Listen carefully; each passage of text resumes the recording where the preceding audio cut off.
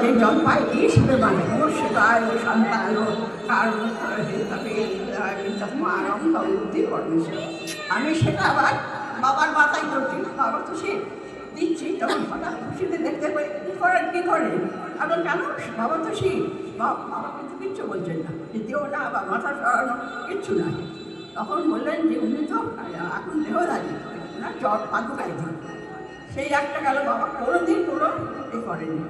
আর একটা কথা হচ্ছে যে আমাদের যখন মনে ফটকা ছিল যে ওই শিবের চরণে সমর্পণ করল জলটা, বাবার জল বাবাকে সমর্পণ করা হয় তো বুঝাদি বুঝুক্তান্তম গৃহণস্পৃতম যখন সিদ্ধি ভবতু মে দেব তৎপ্রসাদা মনীষী মান মদিয়ান সকলই সম্ভব শিবগুরু চরণে সমর্পণ।